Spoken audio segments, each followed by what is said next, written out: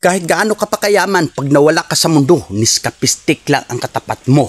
Kahit gaano pa ka-branded yung suot mong damit at pantalon mong maong, pag nawala ka sa mundo, ang kapalit niyan ay baro. Kahit gaano pa kaganda ang sports car o mamahalin sa sakyan mo, pag nawala ka sa mundong ito, dong, ang kapalit niyan ay kabao. Kahit gaano pa kaganda yung mukha mo at kakinis yung balat mo, pag nawala ka sa mundong ito, para ka na ring multo.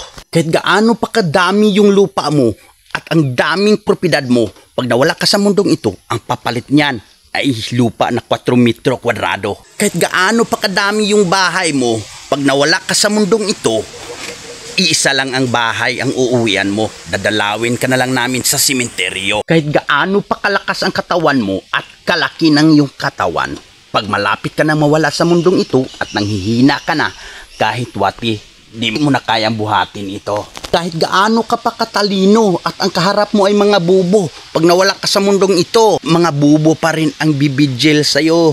Kaya payo ko lang sa mga mayayaman, ang mahihirap ay dapat irespeto. Ituring nyo na tao, huwag nyo ituring na aso. Dahil pag nabagsak kayo sa kanto, mga mahihirap ang tutulong sa'yo. Kayong mga mayayaman, gusto nyo na kayo parang si Kristo. Ang mga mahihirap ay gusto nyong sumasaludo sa inyo. Pero hindi ninyo alam na ang mga mahihirap ang dahilan kung bakit kayo umasinso. Kaya payo ko lang sa inyo, dapat pantay-pantay tayong mga tao. Dahil tayong lahat ay babalik din tayong lahat sa abo.